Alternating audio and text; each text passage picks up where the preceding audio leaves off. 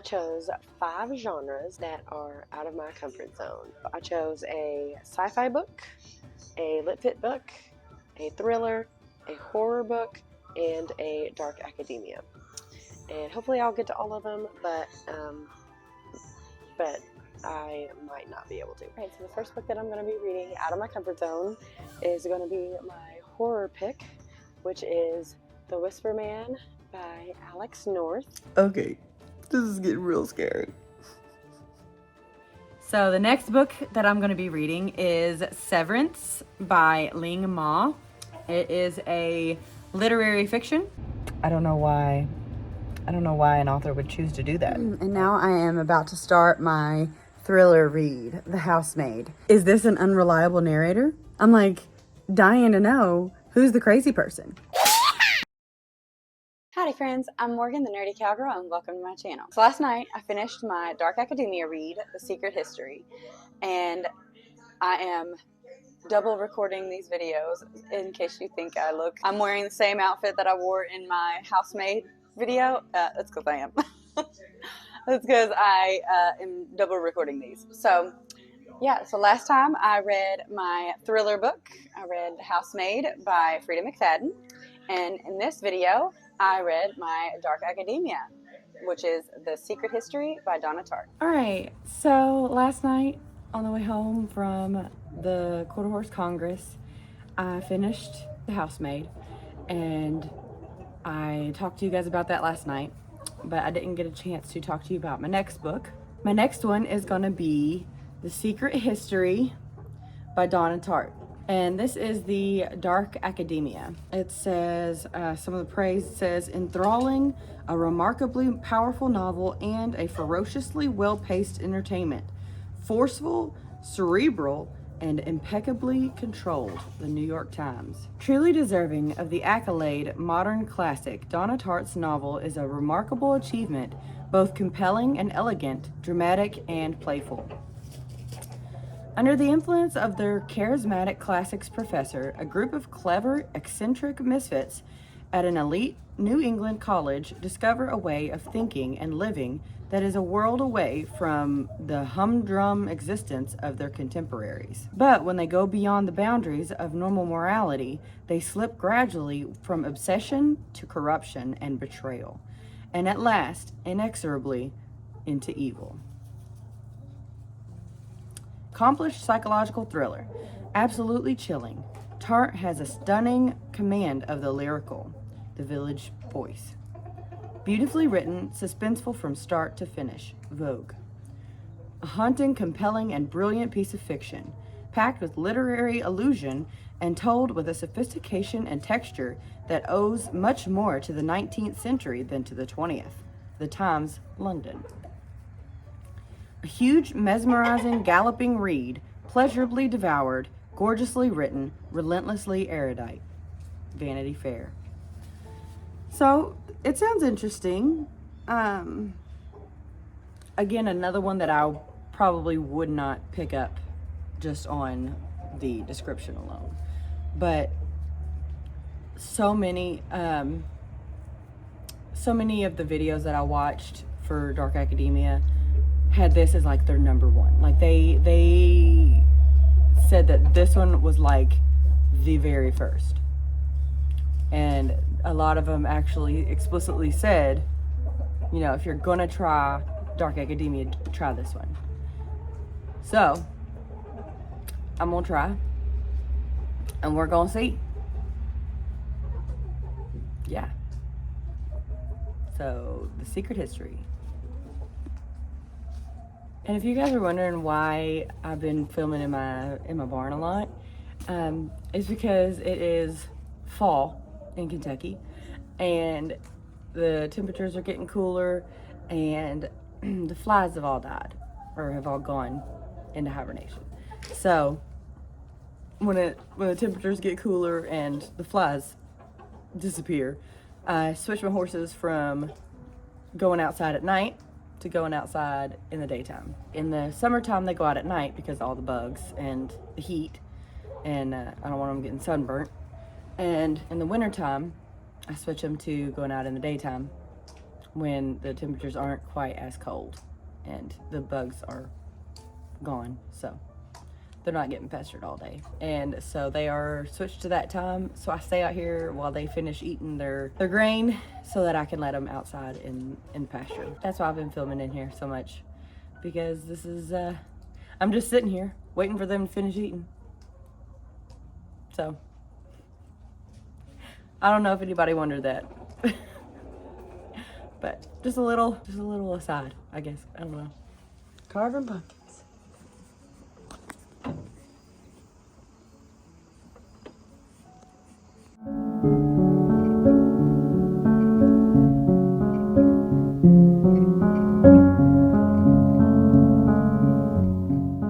Hey guys, I thought the sky was beautiful back there. Ignore the wolverine poop, but I just wanted to get the beautiful sunset in the background.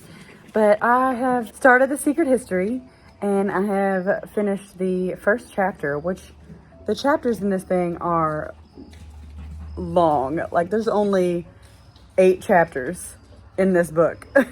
They're all like 50 to like 100 pages. So I finished the first 50 pages, and I'm really bored.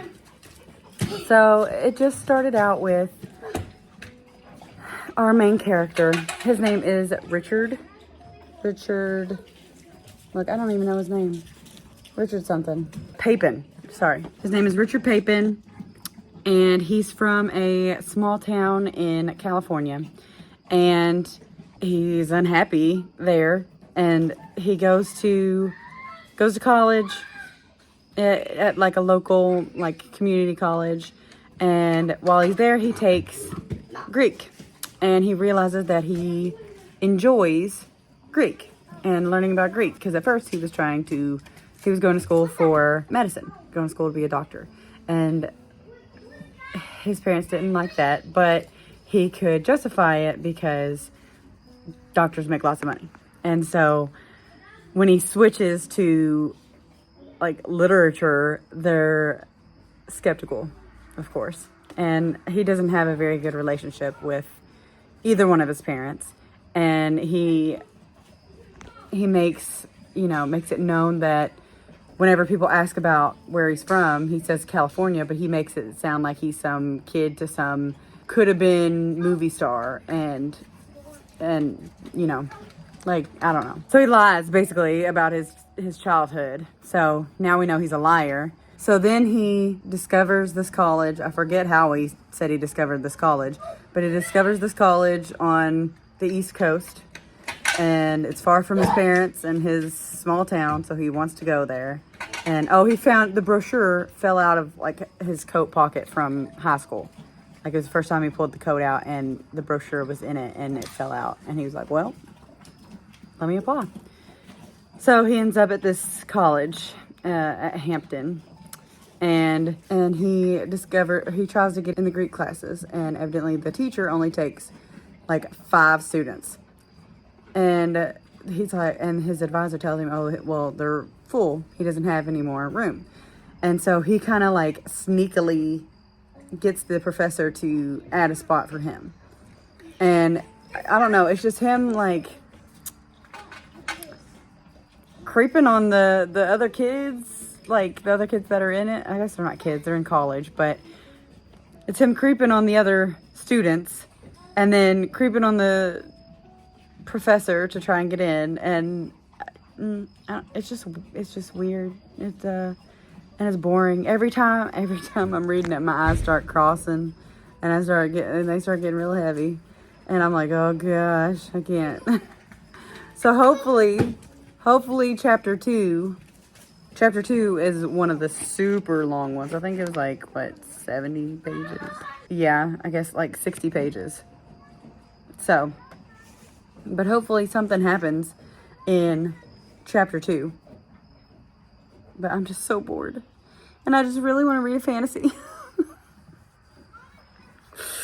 I really want some like dragons or like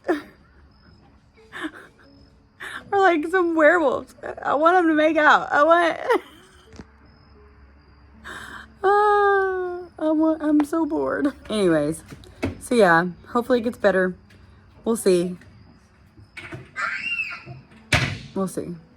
Hey guys, so it is Halloween today, and the weather outside is matching that aesthetic for sure. It's raining, gloomy, and bleh. So today I am going to take a break from the secret history. I am struggling to get through it, so I'm going to take a little break, and I'm going to read my Dracula manga. Somebody tell me how to say it, but I'm going to read Dracula today, and I'm so excited. I've been waiting to read this till Halloween, so I'm excited to read it. Welcome to Dracula by Bram Stoker. Manga by Virginia Natauhai? I don't know how to say that, I'm sorry. Adaptation by Stacey King. Woo! Introducing Count Dracula. Jonathan Harker. Wilhelmina Harker. Abraham Van Helsing. Quincy Morris. John Jack Seward. Arthur Holmwood. Lucy Westenra. Mrs. Westenra. Renfield. Who's And that? the Three Sirens Who's of that? Dracula. Who's that? All right, roar at me. There you go. That was good. There you go. All right, there you go. Now look at me. Roar at me. There you go. Show me your claws. There you go. Now give me your first. Yeah.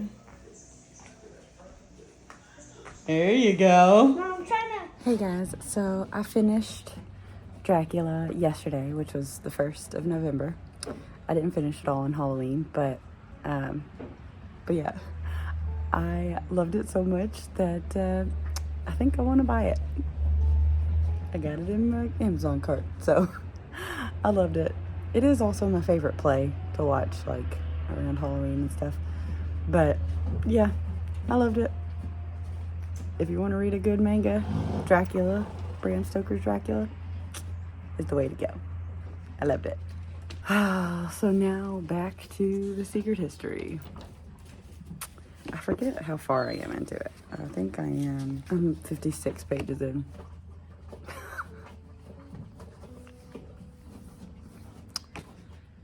I'm gonna try. Do or do not. There is no try. I took a break. Now the break is over. Time to get back in. I just really want to go read Bride. I just really want to read a romantasy. I just want to do it.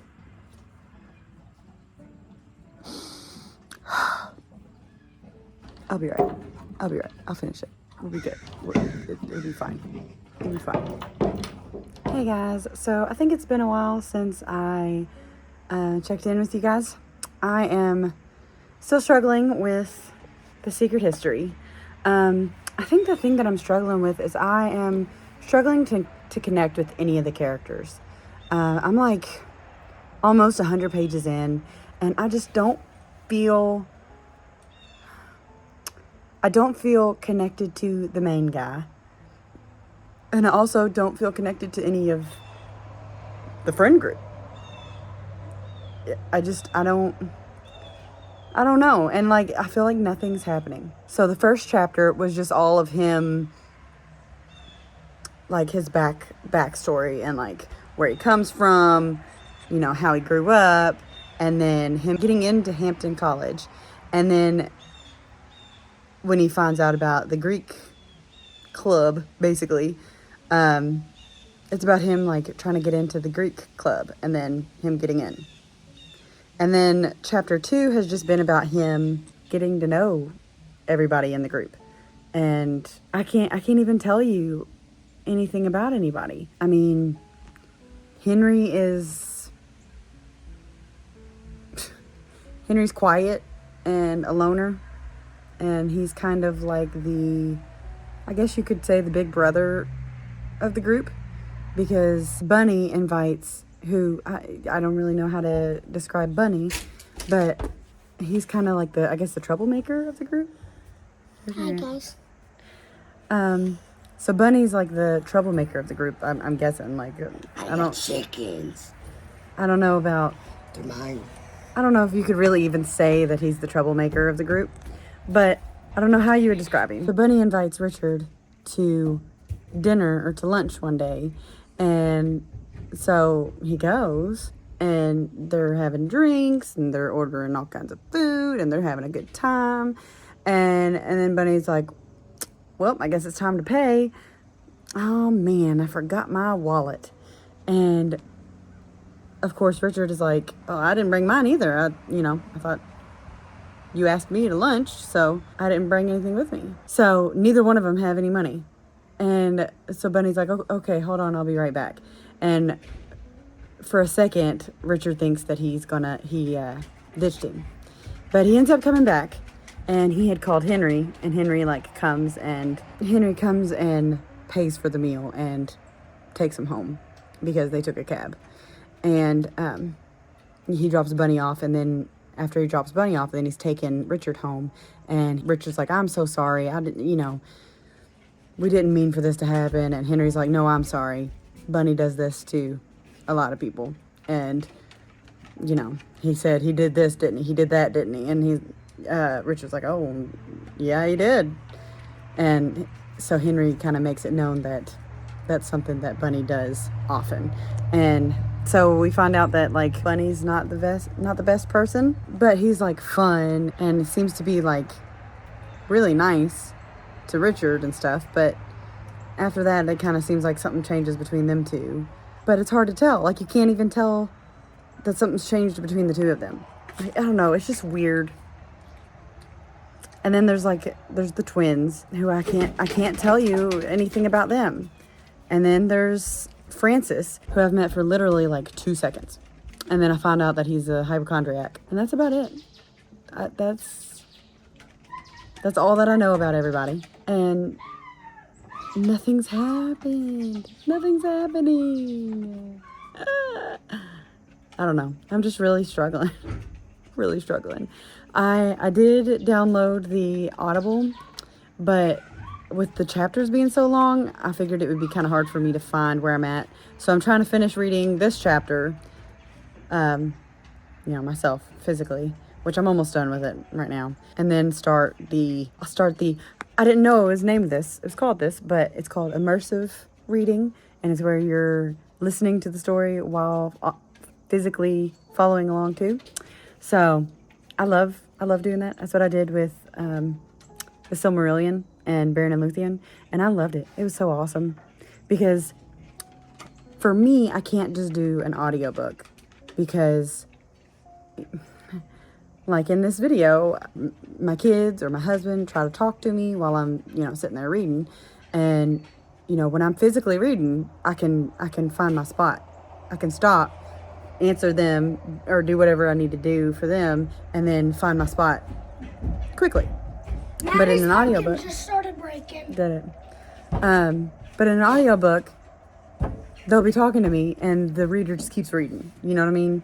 And so I'm trying to pause, hurry, and then I lose where I was at, and then I'm rewinding, and then I rewind too much and end up listening to a whole minute and a half longer than I needed to, or it's a lot harder for me. And plus sometimes I get distracted. Like I've said before, I think I have a little smidge of ADHD, and so sometimes I'll be reading, and a thought will pop in my head, and when I'm reading, I can do it, but my eyes are still on the word that I left off on, and so I can just come back to it. I can take my thought captive.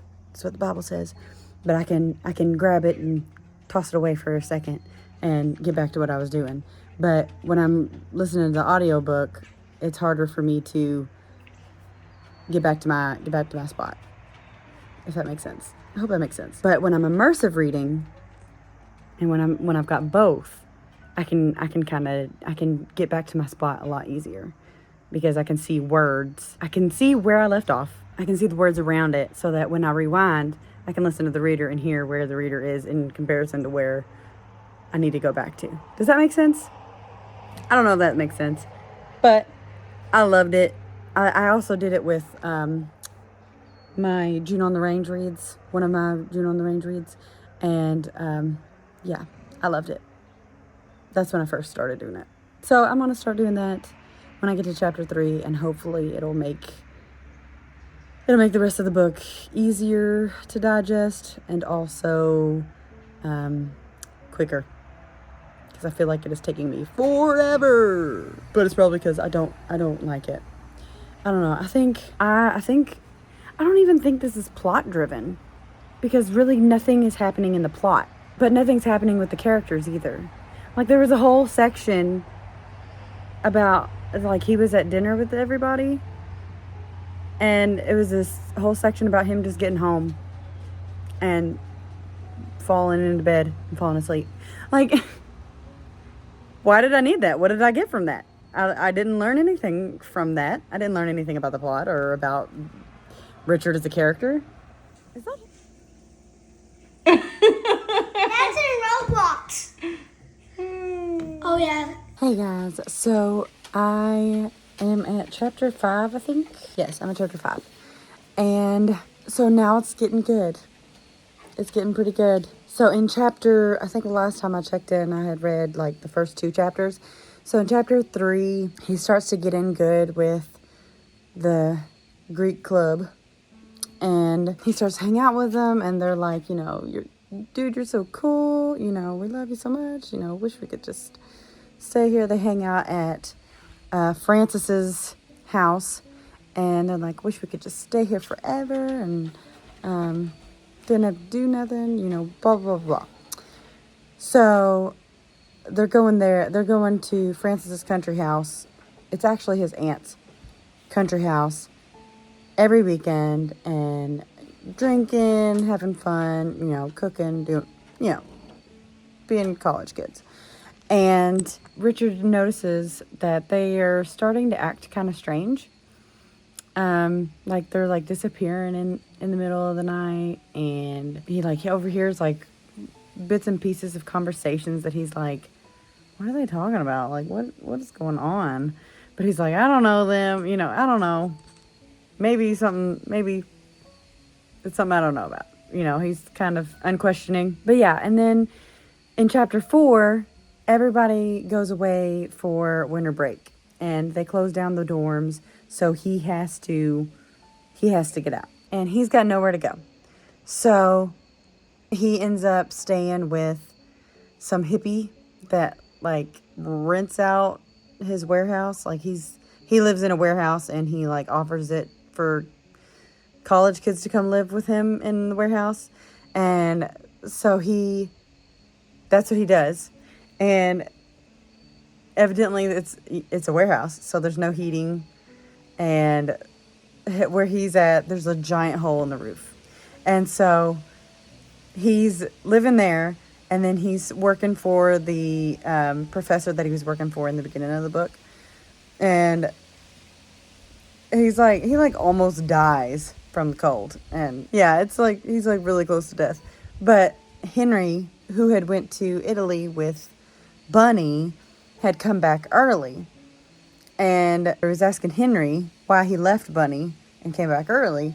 And he's like, oh, well, I you know, whatever. And doesn't really answer him. And then everybody's acting strange. You know, Henry gets him to a hospital. They cure him. Henry's with him there the whole time. And then Henry takes him back to his place and says, you can stay here with me.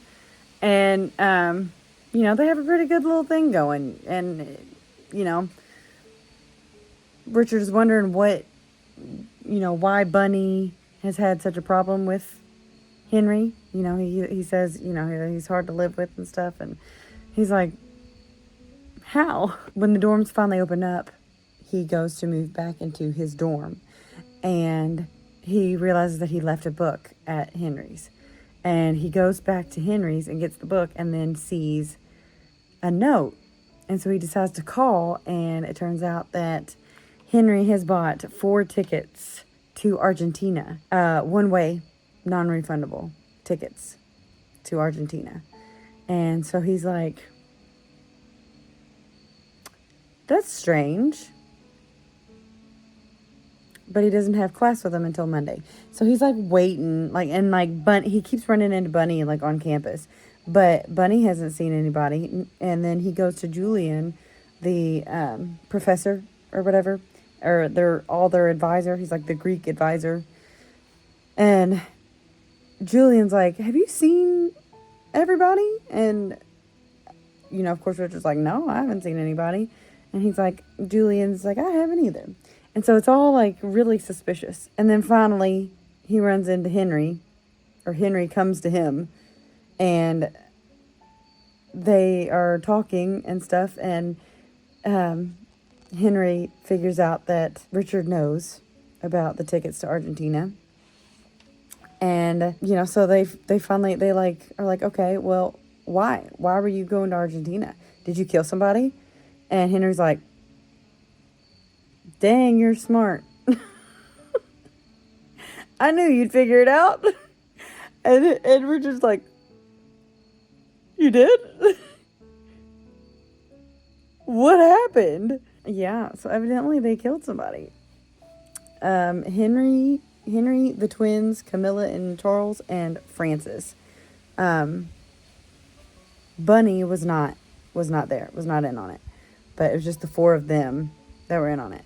And it turned out that they were trying to figure out how to do a bacchanal ritual thing. And which, from what I'm understanding, is kind of like from True Blood. It's like the Dionysus ritual thing that was going on in True Blood for that one season. So that's from my understanding of what they were trying to do, is they were trying to have one of those things. I don't know, you know, same reason people take LSD and stuff, I guess, like to have an experience that they've never had before, if that makes sense. I don't know. But that's my understanding of why they did that. But evidently while they were in that altered state of mind, they went running. They pictured they were chasing a deer, and Camilla pictured that she was a deer. And so they were like, oh, we were chasing you. And so evidently they went like 7 or 8 miles from the house, like running through the woods. And then he had a vision that some big yellow thing was attacking him, and he was defending himself, and then he kind of snapped out of it, and it turned out that it was an actual person that he killed, basically, with his bare hands. And they were all covered in blood, and yeah, so now they were running. That's kind of where the chapter ended. And I don't know if like anybody's been investigating them, or if like they were just preemptively running, but yeah, so they killed somebody once, and we know Bunny does. So did they kill Bunny too? Like, was he gonna go to the police and tell what happened, like what Henry did? So now it's getting good. I'm interested. But I definitely think it's a lot better with the audiobook, because it's a lot faster of a read. It's holding my attention a lot better than just the physical. Hey guys, so I am halfway through The Secret History, and it really sped up. Like right after when I talked to you guys the last time, I think I had said that we had found out that they had killed somebody. And from then on, it was kind of like a lot of exposition. or info dumping. Like, they're just like, it got really fast. And it was really, really jarring because it was so slow in the beginning to then all of a sudden, like, it was like there was no build up or no foreshadowing, really. I don't know. But yeah, so I'm halfway through, and Bunny found out. He put 2 and 2 together and figured it out. He knew that they were trying to do that ritual thing, but he wasn't there for it. And they didn't tell him that they had killed somebody, but he was at Henry's house when they came home, and they were all covered in blood. And so he knew, they told him that they had hit a deer.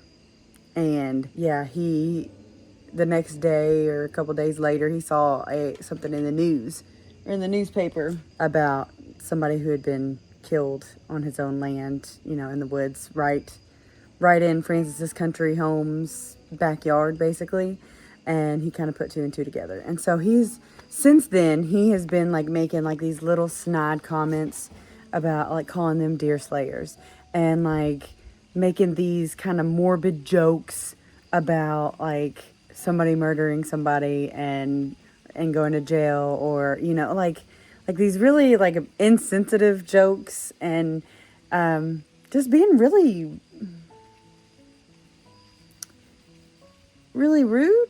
And I don't know, because it is a hard position to know that your friends did something so awful. They killed somebody for no reason, and then they didn't go to the police and tell anybody. And so I can understand, because like he's got a lot of mental anguish from it, and you can tell that it's kind of eating him up, that he knows. So it's eating away at his soul. And so I kind of feel for Bunny. I think he's going about it the wrong way, and like treating his friends bad for it. I don't know. It's a hard predicament, and it's an interesting one to explore. But right now they are planning to kill him, and they had made a plan to kill him, and so it left off with them at the place to do it, and they think it's all gone awry because he's not following through his normal routine of the day, and so they think it's all gone awry. Well, he showed up, and he's like, "What are y'all doing out here?" And they're all kind of just like, "Are we really gonna do this?" And I don't know if it's a spoiler to be telling you guys this, but you find out in the first chapter that Bunny dies and how he dies. The thing that we've been getting to is, how did we get to this? How did Richard come to be a part of his friend ending up in the bottom of a ravine?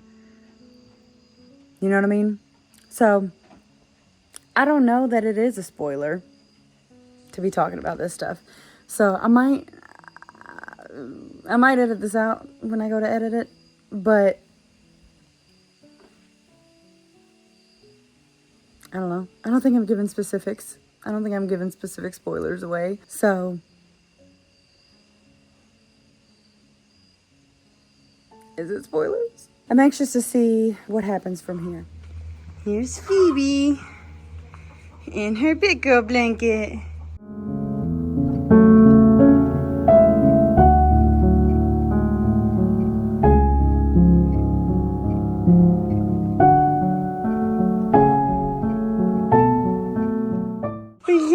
She's so cute.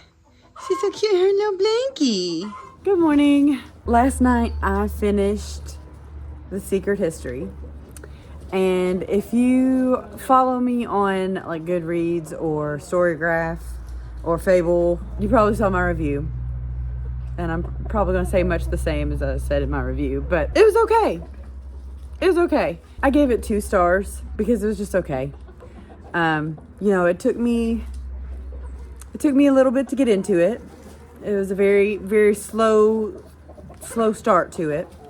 But once stuff started happening, it was happening, and then I was good. But and even then it was just okay.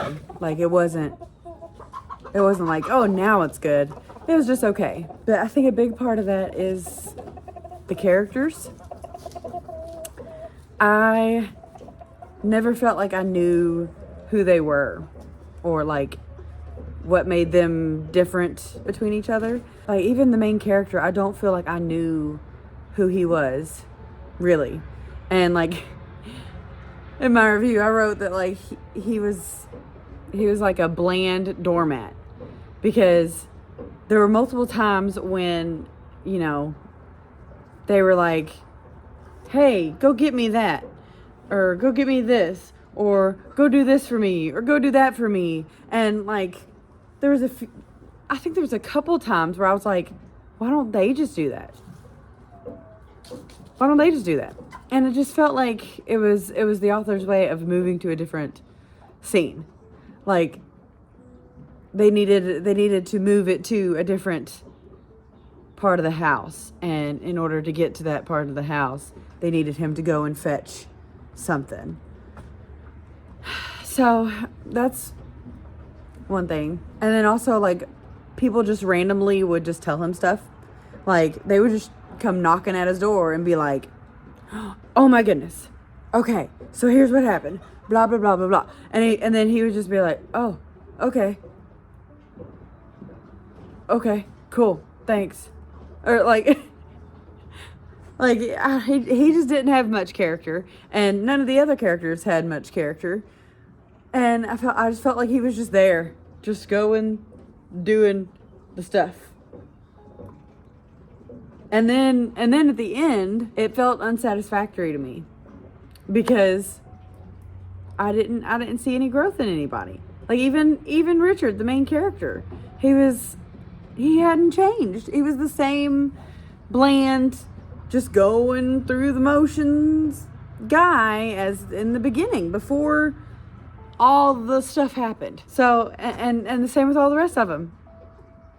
Like I feel like she was trying to explore what a college kid would go through if they had witnessed or committed a murder.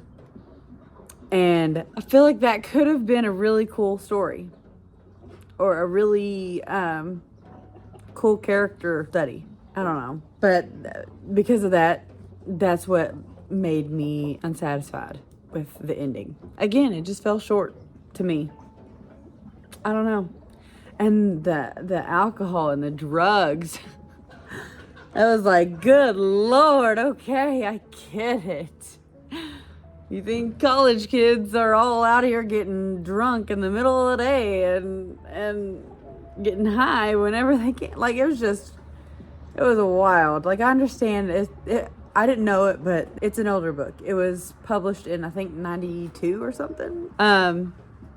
Ooh, if it was published in 92, that meets one of my book criterias. Ooh, sorry, but I know it was a different time period, and college may have been different back then, or maybe it was that way even now. I just wasn't a part of that crowd. I was like, oh, good Lord. Like, I understand a lot of people use it as a coping mechanism.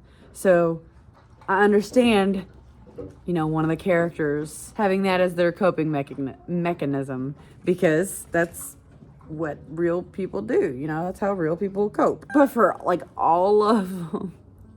So it was okay. Good, not great. Roosters! I only got one more book left for this reading challenge thing.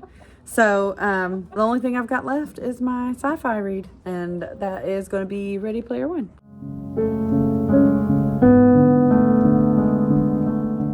I'm like 6 chapters into Ready Player One, and I'm really enjoying it, but I am also a gamer. Sounds like one of the coolest games that I could think of. That's so cool to me. I would do that in a heartbeat, and I would get perfect on a lot. It provides a good question, you know, if we are eternally online, are we living our real lives? All right, so I hope you guys enjoyed my video for The Secret History by Donna Tartt. Feel free to comment below if you have differing opinions with me on this one. I know I've had some friends that have read this and they rated it very highly, so I'd like to know your ratings and what you liked or didn't like about The Secret History by Donna Tartt. Until next time, God bless you. Happy trails. Bye.